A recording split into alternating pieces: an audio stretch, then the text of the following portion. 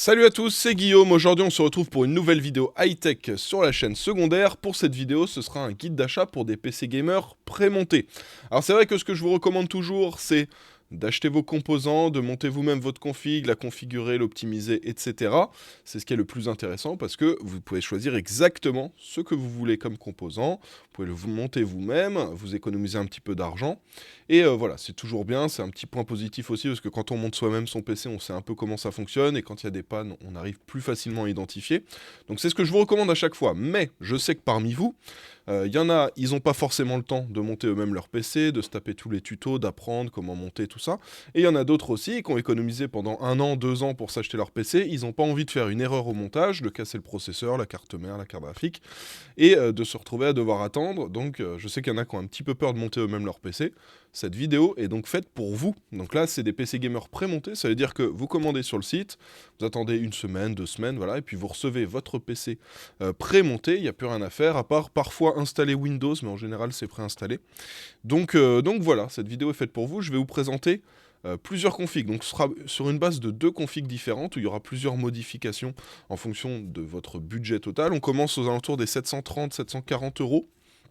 Pour la config la moins chère avec de la DDR4, il y a 2 ou 3 configs petit budget. Après, ça augmente, on passe sur des configs en DDR5 où il y a aussi 2 ou 3 configs pour monter jusqu'aux 2000 euros. Donc je vous mets les 2 liens des 2 configs. Et là, dans cette vidéo, je vais vous présenter toutes les petites modifications à faire sur ces configs pour avoir quelque chose de correct. Donc des composants de qualité, quelque chose qui sera évolutif aussi. Si par exemple vous mettez un petit processeur là et que plus tard vous voulez mettre un gros processeur, pas besoin de changer la carte mère, de changer la RAM, etc. Pareil, si vous mettez une petite carte graphique, avoir un petit peu de marge sur l'alimentation pour pouvoir mettre plus tard une plus grosse carte graphique. L'objectif, c'est que si vous voulez améliorer votre config dans le temps, de ne pas avoir besoin de changer 1 milliard de trucs dedans. Donc on essaie de prendre direct une alim un petit peu plus puissante que ce dont on a besoin. C'est 10, 15, 20 euros de plus qu'on investit au début, mais ça évite de remettre 100 euros dans 2 ans. Donc voilà, je vais vous présenter tout ça, je vous expliquerai le choix des différents composants, pourquoi selon moi c'est les meilleurs choix. Et je vous rappelle, vous avez donc les 2 liens dans la description de la vidéo, juste en bas. Je vais vous présenter tout ça, mais ce sera juste après le sponsor de la vidéo que je vous envoie maintenant. La vidéo d'aujourd'hui est sponsorisée par CD Key Offer. C'est un site qui vous permet d'acheter des clés à des prix intéressants pour des logiciels. Et là, je vais vous parler en particulier des licences pour Windows 10, Windows 11 et Office. Vous retrouvez les liens dans la description en bas de cette vidéo. Et sur ce site, vous allez pouvoir acheter vos clés Windows pour environ 15 à 20 euros. Il suffit de cliquer sur le lien qu'il y a dans la description, d'ajouter le logiciel dans le panier et de se connecter à son compte ou d'en créer un pour ceux qui n'en ont pas encore. On ajoute ensuite le code CKGU qui vous permet d'avoir une réduction de 20% sur le prix affiché sur le site. Une fois le paiement effectué, on attend 1 à 2 minutes et on peut ensuite aller dans le User Center. C'est là qu'on retrouve toutes les clés qu'on a achetées. Il suffit ensuite de copier la clé, d'aller dans les paramètres d'activation de Windows et de coller la clé et le Windows sera activé. Alors du coup c'est parti, on commence tout de suite avec la première config, la moins chère, qui va nous permettre de faire 2 ou 3 configs différentes, vous verrez en fonction de la carte graphique que vous choisissez. Et donc on part sur cette config là, donc ça c'est le premier lien que vous avez dans la description, avec donc un PC où il y a un Ryzen 5 5600X, 16Go de DDR4, une RX 6750 XT pour la carte graphique et 1 Teraoctet de SSD. Donc ça c'est déjà un très très bon combo, le 5600X très très bon processeur, RX 6750 XT très bonne carte graphique à la fois pour de la Full HD quasi no limite ou de la Quad HD dans de bonnes conditions. On va faire quand même pas mal de modifs sur cette config parce que vous allez voir que c'est pas parfait. Première chose, déjà, on va changer le boîtier. Alors, vous allez voir, le boîtier, ils nous ont mis quoi? Un SQ Tower 01T RGB. En soi, c'est un boîtier qui est pas mal, mais le souci, c'est que c'est pas un boîtier Airflow. Vous voyez que la vitre, c'est une vitre en façade. Et nous, on essaie d'avoir une façade en mèche, donc avec des petits trous d'aération, pour que ça amène un maximum d'air frais dans le PC pour refroidir correctement la carte graphique et puis amener de l'air frais au ventirad ou au water cooling du PC. Donc celui-ci, ça ne va pas convenir, on va le changer. Et nous allons prendre un SQ Tower 06T qui va coûter que 8 euros de plus, mais qui au final sera beaucoup plus adapté en termes de refroidissement. Pareil, au niveau de la config, normalement quasiment tout va tenir. C'est vraiment quand vous mettrez des très grosses cartes graphiques où là, ça aura peut-être du mal à rentrer. Mais sinon, voilà, c'est un boîtier qui est plutôt polyvalent et qui nous augmente pas énormément le prix de la config. Alors, il y a d'autres choix intéressants. C'est pas le seul boîtier, mais on va dire que parmi les bons boîtiers intéressants, c'est le moins cher. Donc, c'est celui-là que je vous recommande pour ceux qui sont ric-rac niveau budget. Mais vous avez d'autres boîtiers qui sont intéressants, notamment, vous avez le Fractal Design Pop Air, RGB, donc là celui-ci, vous voyez qu'il est juste là, voilà, vous l'avez en orange avec les plaques en orange à l'intérieur, vous l'avez aussi en black, classique, hein, donc c'est pas mal, ça ajoute 30 €, donc c'est 20 € de plus que l'autre boîtier, mais en soi celui-là est très très bien aussi, avec 3 ventilateurs fournis, l'autre boîtier vous en avez 3 en façade et 1 à l'arrière. Donc c'est ok. Sinon, autre chose que j'aime bien, vous avez chez Corsair donc le 3000D Airflow, celui-là qui est pas mal, où il y a donc 3 ventilateurs en façade. Pour celui-là, je vous recommande si jamais vous partez sur un water cooling, parce que comme ça vous faites extraire l'air sur le haut et vous faites rentrer l'air par l'avant. Il n'y a pas de ventilateur à l'arrière.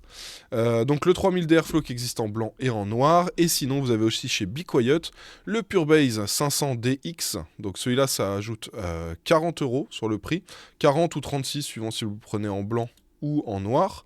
Donc voilà pour le PureBase 500DX, où vous avez les ventilateurs non RGB. Sinon, vous avez le PureBase 500FX. Là, celui-là, par contre, ça augmente beaucoup, hein. Ça augmente de 78 € le prix. Donc là, ce sera vraiment pour ceux qui ont un gros budget. Donc nous, on va rester sur le boîtier de base, qui en soi fera largement l'affaire, qui sera très correct pour accueillir notre config. Au niveau du processeur, alors là, celui qui est choisi par défaut, c'est le 5600X. 5600X, très très bon processeur.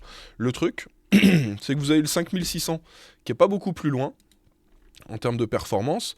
Il va nous permettre d'économiser 16 €. Et ce qui est bien, c'est que si vous prenez le 5600, que vous faites un très léger overclocking pour ceux qui sont chauds pour bidouiller un peu dans le BIOS, si vous lui faites un tout petit overclocking, vous atteignez les performances du 5600X. Donc je pense que ça peut être intéressant de partir sur une base sur le 5600. Ceux qui sont vraiment ric-rac niveau budget, il y a le 5500, mais c'est que 15 € de différence. Et en vrai, je trouve que le 5600, pour le coup, c'est le meilleur choix à faire pour les petits budgets. Ensuite, en termes de refroidissement. Alors là, de base, ils nous mettent celui-ci. SQ Cooler 03A 95 watts. Bon, ça c'est vraiment très très très basique. En gros, ça va suffire à refroidir le processeur, mais c'est sûr que vous aurez des températures plus élevées avec celui-là qu'avec un ventirad plus efficace. Pareil, en termes de nuisance sonore, ça va être plus bruyant qu'un autre ventirad. Donc, si vous êtes ric-rac niveau budget, restez sur celui-là, ce sera suffisant. Ce ne sera pas parfait en termes de température ni en termes de bruit, mais ça suffira. Quitte à pourquoi pas changer par la suite le ventirad. Si vous avez un tout petit peu de budget que vous pourrez rajouter, regardez, 15 €, vous prenez le Pure Rock Slim 2, c'est un très très bon ventirad qui fera largement l'affaire pour refroidir correctement. Moi je vais pas le mettre parce qu'en soi le SQ Cooler fera l'affaire, mais c'est vrai que si vous pouvez mettre 15 €, ça peut être bien, et si vous pouvez mettre 30 €, partez sur celui-ci, attendez, plutôt celui-là tout en black, le Pure Rock 2, celui-là il est incroyable, et même sur des gros processeurs, ça va super bien tourner. Donc voilà, 35 €. À vous de voir si vous les mettez ou pas. Je pense que c'est quelque chose qui peut être intéressant si vous avez un petit peu de marge sur votre budget. Voilà, ça peut être un choix intéressant à mettre. En termes de carte mère, alors, ce que nous avons ici, c'est une Gigabyte A520M S2H. Donc nous, l'objectif, quand on choisit la carte mère, c'est principalement de pouvoir faire évoluer la config par la suite. Il faut que ça tourne correctement avec le processeur qu'on va mettre là, mais si, je sais pas, dans 2 ans, vous vous dites, bon, j'aimerais bien un processeur un peu plus puissant, qu'est-ce qu'il faut que je prenne? L'objectif, c'est que vous n'ayez pas à changer la carte mère, la RAM, le processeur. L'objectif, c'est que vous n'ayez à changer que le processeur, parce que s'il faut remettre 120 € dans une carte mère, 150 € dans de la RAM, etc., on n'a pas fini les dépenses. Donc l'objectif, c'est de prendre quelque chose un petit peu mieux maintenant, de manière à avoir à changer, par exemple, juste le processeur. Alors là, on est sur des processeurs Ryzen 5000, donc le max du max du max que vous puissiez mettre. Plus tard, c'est si par exemple vous voulez faire du montage vidéo, peut-être un 5950X, soit si vous voulez faire que du gaming, un 5800X 3D. Et donc pour ça, il nous faut une carte mère qui pourrait accepter ces processeurs-là par la suite. Et donc il y en a une qui est plutôt correcte, je trouve, et qui rajoute 49 € au prix. C'est la B550 Gaming X V2, qui est vraiment pas trop mal. Et l'avantage, c'est que vous mettez un 5800X 3D là-dessus, ça va tourner. Pareil, ceux qui veulent rajouter de la RAM, vous voyez qu'avec le modèle A520M, on n'a que 2 slots de RAM, donc ils vont être tous les deux utilisés.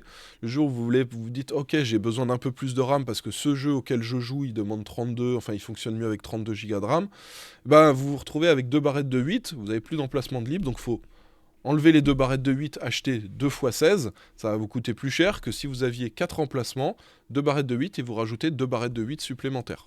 Donc, si on prend la Gigabyte B550 Gaming X V2, voilà, vous avez les 4 slots, vous pouvez mettre un plus gros pros, ça va tourner correctement. Donc voilà, je trouve que c'est un choix judicieux en termes de rapport performance-prix et surtout en termes d'évolutivité de la config. Pour info, vous n'avez pas le Wi-Fi sur celle-ci, je le précise.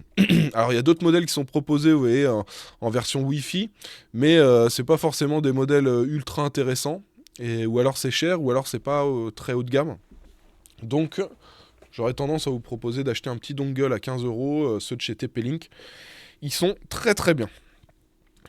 Ensuite, au niveau de la RAM, on va faire un petit changement. Là, vous avez de la ADATA 2x8 en 3200 MHz. Il y a quelques mois, ça fait peut-être même 6-8 mois maintenant que j'avais fait ça.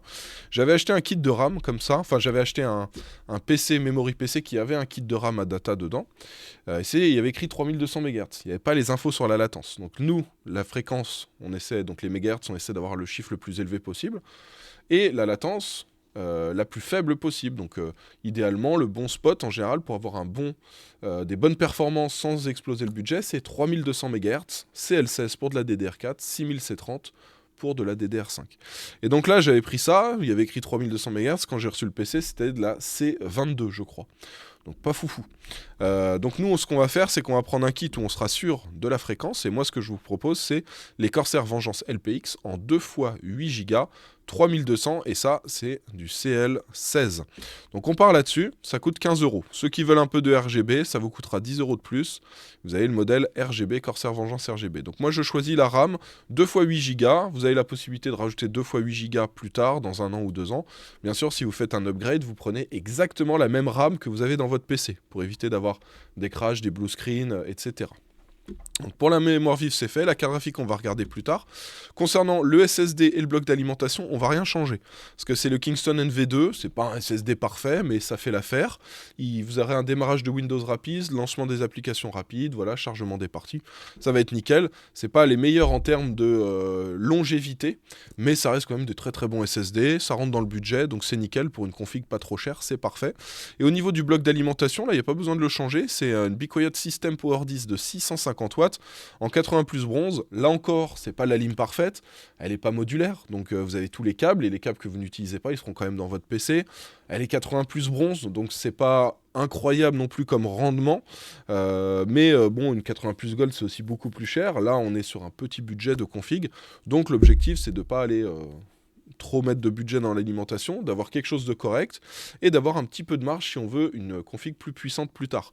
Pour info, là c'est une config, vous voyez, même avec la 6750 XT, ça va consommer 400-450 watts, un grand max je pense, donc avec 650 on a de la marge, ça évite de faire tourner l'alimentation à fond, pour la longévité de la lime c'est bien, et surtout si plus tard vous voulez mettre une carte graphique un peu plus puissante, je sais pas, par exemple 4070 Super, j'en sais rien, bah, ça suffira pour faire tourner la config sans avoir besoin de changer encore une fois d'alimentation, tout ça. Donc ça c'est plutôt cool, ça rentre dans le budget et là on est bon. Alors là vous vous dites, Guillaume, 841 €, tu nous as menti, tu nous as parlé d'une config qui commence à 740. Alors oui, c'est parce qu'on n'a pas encore vu la carte graphique. Alors pour la carte graphique, celle qui est sélectionnée de base, c'est la RX 6750 XT. Moi ce que je vous propose en premier budget, c'est vous prenez la RX 6600. Là vous aurez une très très bonne config pour du gaming. Regardez, on est à 739 €, en dessous des 750. Vous avez un bon processeur, un bon kit de RAM, une bonne alim pour pouvoir faire évoluer la config. Vous avez un bon kit de RAM, une bonne carte graphique pour jouer en Full HD. Et là, ce sera très très bien. Franchement, vous avez déjà une très très bonne config, 1 Tera de stockage pour stocker quand même quelques jeux. Avec ça, vous pouvez viser de la Full HD 144 images par seconde sur une grosse partie des jeux. Les jeux les plus gourmands, on baisse un peu les réglages. Les jeux compétitifs type Valorant, vous allez même monter à 300 FPS. Donc voilà, ça va être une très très bonne config. Tout ça en dessous des 750 €. Donc là, on a déjà notre première config qui est très très bien avec une bonne base en DDR4. Pour ceux qui ont un petit peu plus de budget, comme vous l'avez vu, la 6750 XT, c'est aussi un excellent choix. Donc si par exemple, alors là vous avez la 6600, je pense que ça peut être un bon choix de se dire je pars sur une 6750 XT si j'ai un petit peu plus de budget. Et vous voyez qu'en termes de prix, on est à 840, donc en dessous des 850 €. Et là aussi, c'est quelque chose de très intéressant. Pour ceux qui voudraient une carte graphique côté Nvidia, donc ceux qui vont faire une utilisation un peu plus polyvalente de leur PC, peut-être un petit peu de montage vidéo, bon c'est pas la config parfaite pour ça, hein, je vous le dis, mais ceux qui veulent faire un peu de montage et qui n'ont pas énormément de budget, partir sur une carte Nvidia peut être un choix plus judicieux, et donc pourquoi pas partir sur une carte graphique, une RTX 4060, ça peut être pas mal du tout, ou une RTX 4060 TI. Alors il y a plusieurs choix. Donc les TI, comme d'habitude, je vous le dis, vous prenez les versions 8 Go. La différence de performance entre la 8 et la 16, c'est 1%, je crois, même pas. Et par contre, il y a une grosse différence de prix. Donc là, on voit que c'est 70 € de plus, la version 16 Go. Donc, soit une petite 4060, vous voyez, comme ça. Vous prenez ça, et on se retrouve à 806 €. Bon, ce sera moins puissant qu'une 6750 XT en jeu, hein, concrètement. Ou la 4060 Ti, ça c'est pas mal du tout. Vous voyez qu'on est à 884 €, et ça permet d'avoir une petite config intéressante. Alors ceux qui veulent se faire plaisir, qui ont un peu plus de budget et qui peuvent se rapprocher des 1000 €, là aussi vous avez un choix intéressant. Alors attention, là le budget augmente, hein, je vous préviens. On passe sur une RTX 4000 70 Super, avec le 5600 et les 16 Go de DDR4, ça va permettre de jouer en Quad HD dans de très très bonnes conditions. Alors attention, on se rapproche fortement des 1200 €, donc au-delà de ce budget-là, si vous avez un peu plus que les 1100 € dont je vous parle, là je vous recommande de dire ok, on passe sur la deuxième config que je vais vous montrer juste après, avec une base en DDR5. Et là vous comprendrez que ce sera quand même plus intéressant. Donc là 1125 €, on va dire c'est vraiment le max du max en termes de, pour la première config sur de la DDR4 que vous pouvez faire. Pour info, chez AMD, vous pouvez aller aussi au-delà de la 6750 XT si vous avez un petit peu de budget. Notamment, vous avez celle-ci par exemple, la 7700 XT qui est intéressante. Donc là, en termes de prix, vous voyez qu'on est à 927. Vous avez aussi la 7800 XT qui est pas mal, mais vous avez surtout la 7900 GRE qui a un bon rapport perf-prix. Vous voyez que là, on est à 1076 €, et là aussi, vous aurez une très très bonne config pour jouer en Quad HD dans de bonnes conditions, aux alentours des 1000 €, un peu en dessous des 1100 €. Donc voilà, globalement, ce que vous pouvez mettre. Ce qui va beaucoup changer le prix de votre config, en fait, ça va être la carte graphique. Vous savez qu'il y a une base, carte mère, processeur, RAM, boîtier, voilà, tout ça. Plusieurs choix hein, pour les refroidissements, à vous de voir en fonction de votre budget. Mais après, c'est vraiment la carte graphique qui va définir ce que vous faites. C'est sûr que si vous jouez en Full HD, une 6600, ça va être très bien. Voilà, mais après si vous voulez jouer en Quad HD, vous pouvez prendre une carte graphique un petit peu plus puissante pour avoir quelque chose d'adapté et d'équilibré. Donc là on a fait à peu près 3-4 configs hein, en dessous des 1150 €. Dès qu'on va passer aux alentours des 1200, on va passer sur la deuxième config, donc ça c'est le deuxième lien que je vous ai mis dans la description. Et donc on part sur la base de cette config là, Ryzen 5 7500F, 16 Go de DDR5, une RX 7900 GRE pour la carte graphique, 1 Teraoctet de stockage, et vous allez voir qu'il y a pas mal de petites modifications à faire. Donc première chose qu'on fait, on clique sur configurer le PC, on va changer le boîtier, donc là ils nous ont mis le même boîtier, là on va partir sur la SQ Tower 06T. Donc là c'est exactement comme pour la première config, vous avez celui-là qui est bien. Vous avez beaucoup d'autres choix qui sont disponibles, donc libre à vous de choisir le boîtier qui vous correspond le mieux. Mais pour avoir quelque chose de correct, vous avez celui-ci qui est très bien et qui est le moins cher parmi les boîtiers que je valide. Au niveau du processeur, alors, nous avons de base un 7500F. Il y a plusieurs choix intéressants que je vais vous recommander, et moi je pense que partir sur le 7600X pour 25 € de plus, ça peut être un choix judicieux aussi. 7600X, excellent processeur pour jouer. Donc si vous voulez jouer en Full HD, il va bien se débrouiller. Quad HD, 4K, il y a moins de besoin de processeur, de ressources processeurs, mais en général on va prendre une plus grosse carte graphique pour avoir plus d'FPS. Et je pense que le 7600X, ça va être vraiment le choix parfait. Ceux qui veulent faire du montage, qui ont des gros budgets, vous pouvez regarder le 7700, 7700X aussi qui sont assez intéressants et beaucoup plus polyvalents. Mais le 7600X pour un PC gaming, bon après il se débrouille aussi pas trop mal hein, sur des tâches professionnelles. Je vous invite à aller voir la vidéo que j'ai sortie sur la chaîne principale, quel processeur choisir pour son PC gamer, où je vous montre vraiment les perfs en détail. Mais voilà, vous avez quelque chose qui est vraiment très intéressant à ce niveau-là. Donc le 7600X, on va partir là-dessus comme base, et bien sûr on va changer la carte mère. Alors juste niveau refroidissement, donc on va pas partir là-dessus. Moi ce que je vous propose c'est le Pure Rock 2 Black, donc celui-ci, attendez que je vous montre. Faut savoir que les Ryzen en 7000 ont tendance à chauffer un peu plus quand même. Celui-ci va refroidir correctement le 7600X. Ceux qui veulent se faire plaisir avec un petit water cooling, sachez que c'est possible. Il y a plusieurs modèles qui sont intéressants. Attendez, parce que là ils sont tous floutés, comment ça se fait? Ah oui, c'est peut-être le boîtier que j'ai pas validé. Laissez-moi regarder. Ah si, je l'ai validé. Bon, bah je sais pas pourquoi il me propose pas les refroidissements CPU. Peut-être que j'ai mis quelque chose qui ne convient pas. Ah non, c'est la carte mère qu'il faut que je change parce qu'il n'y a pas de RGB. Donc on va changer tout de suite la carte mère, comme ça c'est fait. Donc là, la carte mère qui est présélectionnée, c'est celle-ci, MSI Pro A620ME. Là, pareil, on va éviter le A600. On va mettre du B650. Et moi, celle que je vous recommande, donc il y en a plusieurs qui sont pas mal. Vous avez la TUF B650 Plus Wi-Fi. 120 €, la B650 Plus à 107 mais qui n'a pas le Wi-Fi. Et une qui est pas mal, regardez, vous avez, alors je crois que c'est celle-ci de mémoire, la Pro B650S. Non, absolument pas, c'est pas celle-ci. C'est voilà, B650 Gaming Plus Wi-Fi de chez MSI. Celle-ci est vraiment très intéressante. D'ailleurs, je vous la mets souvent dans les guides d'achat. Là, ça augmente de 88 € le budget, mais ça vous permet d'avoir quelque chose d'intéressant. Même plus tard, si vous voulez mettre un gros pros, par exemple, imaginez un jour, vous vous dites, tiens, je veux mettre un 9800X 3D dessus parce que, je sais pas, les prix auront peut-être baissé d'ici là. Bah, vous pouvez le mettre dessus. En plus, là-dessus, on a de la compatibilité pendant pas mal de temps. Donc, ça permet d'avoir quelque chose de très correct. Et là, ça augmente de 88 €. Alors là, maintenant, les refroidissements CPU, on va pouvoir en mettre, parce que c'était ça qui posait souci. Et alors là, ce qui peut être intéressant, ça peut être... Alors là, je vous montre, donc ça rajoute 28 € au prix si on met le Pure Rock 2. Si vous mettez un water cooling, vous verrez que ça rajoute de 30 ou 40 €. Vous avez donc le MSI Mac Core Liquid 240R V2. Qui est pas mal en 240 mm, vous l'avez en 360 pour 80 €, et vous avez aussi les versions blanches qui sont un tout petit peu plus chères. Ça, c'est pas mal du tout. Et en soi, si vous voulez une option water cooling, je trouve que ça peut être un choix intéressant. Alors les Asus, ils refroidissent bien, ils sont jolis, mais par contre les prix, ils sont abusés. Regardez, ça augmente de presque 300 €. Je trouve que c'est de l'argent qui est plus intéressant à mettre dans la carte graphique. Donc pour regarder un bon rapport performance-prix, on va partir sur un de chez MSI, et ce sera ok. Mais moi, celui que je vous sélectionne de base, que je vous recommande, qui sera correct, c'est celui-ci, le Pure Rock 2, qui rajoute 28 € seulement à la config. Donc voilà pour le refroidissement du processeur. La carte mère, on a choisi. La RAM. Alors là, la RAM, il faut changer parce qu'il n'y a que 2x8 de base. On se fait une config en DDR5, on veut 2x16. 32 Go dès le début.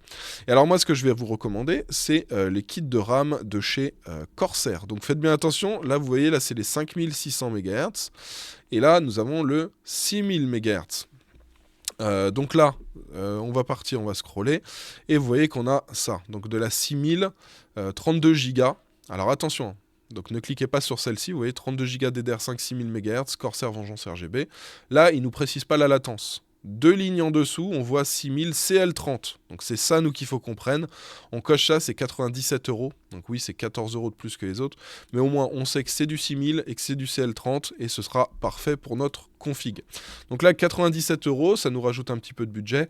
Mais on a un bon kit de RAM, on a une bonne carte mère pour faire évoluer la config, un bon système de refroidissement, une très bonne base de processeur et même niveau boîtier, ça passe nickel. Donc, il nous reste encore le SSD. Alors le SSD, pareil, ils ont sélectionné quelque chose de très correct, donc on va pas y toucher. SN 580 de 1 Teraoctet en PCI Express 4. Voilà, ça fait l'affaire, c'est ok. C'est très très bien. Libre à vous de rajouter pour une cinquantaine d'euros pour passer sur 2 Teraoctets si jamais vous avez besoin de beaucoup de place, mais c'est pas obligatoire. Le bloc d'alimentation, par contre, on va le changer. Ils ont mis un SQ White Silent de 700 watts. Les SQ, je vous les déconseille. Hein. Donc moi, ce que je vous conseille de faire, c'est vous partez sur, attendez que je la retrouve, la Be Quiet Pure Power 12M de 850 watts. Alors là, ça va être un peu overkill si vous prenez une petite carte graphique, mais au moins vous pourrez faire un gros upgrade sur la carte graphique. Plus tard, ce qui est bien, c'est que vous avez une bonne alim modulaire, voilà, vous avez tout ce qu'il faut, le 12 VHPWR pour le PCI Express 5, voilà, en 600 watts. Ce qui est bien, c'est que vous avez quelque chose de très bien pour longtemps et vous êtes tranquille. Et ça rajoute que 67 € au prix de la config.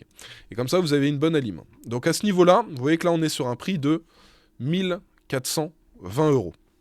Donc là, on a une très très bonne config. La seule chose qui nous reste à choisir, c'est la carte graphique.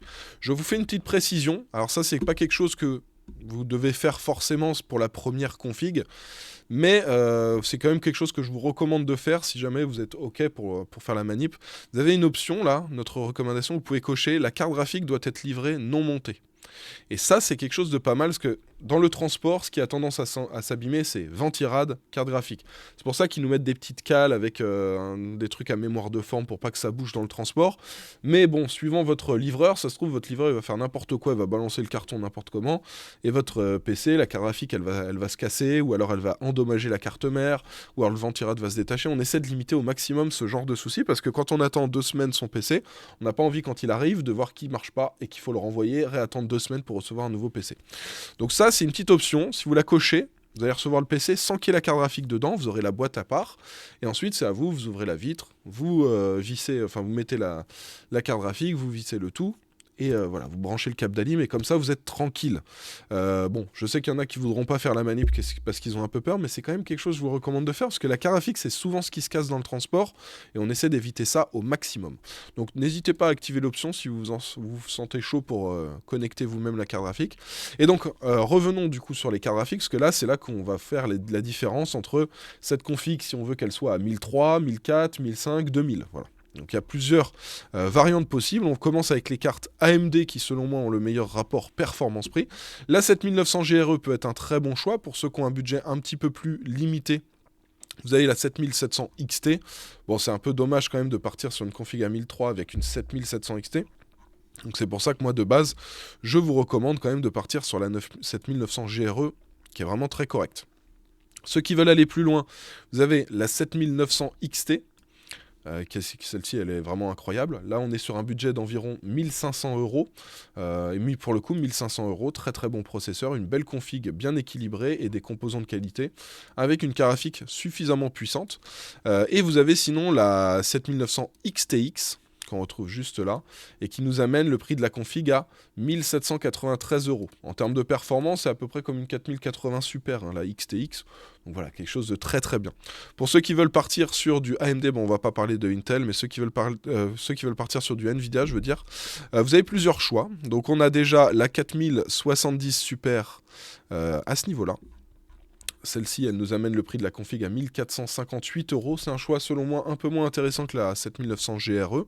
Mais pourquoi pas ceux qui ont besoin des technologies AMD ou ceux qui veulent faire peut-être un petit peu de montage vidéo avec leur PC. Vous avez aussi la 4080 Super. 4070 Ti Super, je suis pas très fan parce qu'elle coûte quand même plus cher, beaucoup plus cher que la 4070 Super et la différence de performance n'est pas si énorme que ça. Par contre la 4080 Super, là on peut tout de suite faire des choses intéressantes et vous voyez qu'on arrive aux alentours des 2000 €, un petit peu en dessous. Donc vous voyez en termes de perf, la 7900 XTX on est aux alentours des 1008, là on est presque à 2000. Donc vous prenez vraiment la Nvidia si vous avez besoin des technos, hein. Si vous voulez Nvidia Reflex, le DLSS 3, le ray tracing, et encore le ray tracing, elle se comporte pas forcément beaucoup mieux qu'une AMD. Donc voilà au niveau des choix que vous pouvez faire, et vous voyez qu'avec une 4080 Super, on se rapproche des 2000 €. Alors après vous pouvez aller encore au-delà, hein. Si vous voulez faire les fous, vous pouvez mettre la 4090, alors là pour le coup mettez pas 850 watts, mettez 1000 watts, vous voyez qu'on se retrouve tout de suite à des prix délirants. Donc moi ce que je vous recommande c'est de pas monter au-delà de la 4080 Super. Là, vous allez me dire dans les commentaires, ouais, mais Guillaume, toi, tu as une 4090 dans ton PC, pourquoi tu nous dis de pas mettre de 4090 ? Moi, j'ai mis une 4090 parce que je l'ai testé pour faire des vidéos, des tests, et du coup, vu que j'ai plein de cartes de dispo, je mets la plus puissante dans mon PC pour avoir le plus de perf. Mais en termes de... Quand on regarde le rapport performance-prix, c'est pas forcément la plus intéressante, alors qu'une 4080 Super, pour le coup, le rapport perf-prix est nettement plus intéressant. Donc voilà, elle est un peu moins perf, mais elle est aussi 2 fois moins chère. Voilà du coup pour les recommandations de config que je peux vous faire, et je trouve que là on a 2 bases de config intéressantes qui nous permettent de faire entre 5 et 8 configs différentes. Donc en soi, je trouve que c'est vraiment pas mal du tout. Donc je vous mets le lien des 2 configs dans la description de la vidéo. N'hésitez pas à me poser vos questions. Si jamais il y a un boîtier dont j'ai pas parlé, vous me dites « Ah, j'aimerais bien acheter celui-ci, qu'est-ce que t'en penses, est-ce qu'il est bien ?» Voilà, posez-moi toutes vos questions dans les commentaires. Merci aussi à tous ceux qui répondent à ceux qui posent des questions, parce que c'est vrai que des fois, je suis pas super réactif pour répondre aux questions dans les commentaires. Donc merci à tous ceux qui s'entraînent dans les commentaires. Ça fait plaisir de voir que la communauté communique beaucoup ensemble et tout le monde s'aide. C'est vraiment super cool.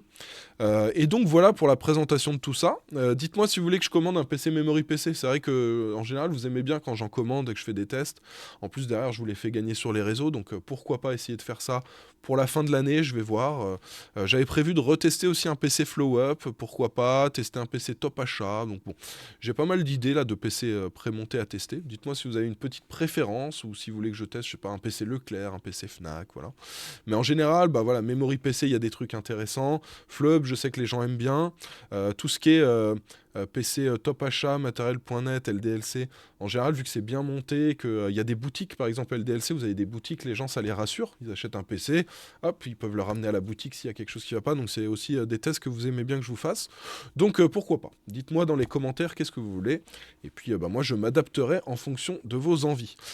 J'espère que la vidéo vous a plu, j'espère qu'elle vous a été utile. Si c'est le cas, n'hésitez pas à mettre un petit pouce bleu. Pensez à vous abonner si ce n'est pas déjà fait. Et du coup, on se retrouve dans quelques jours pour de nouvelles vidéos. Ce sera pour le Black Friday. Hein. Attention, là, ça va être le moment de faire les petits achats pour Noël, les petits achats de fin d'année pour upgrade son PC, parce que là, il va y avoir des promos incroyables. Donc voilà, on se retrouve dans quelques jours pour le Black Friday. Allez, ciao tout le monde!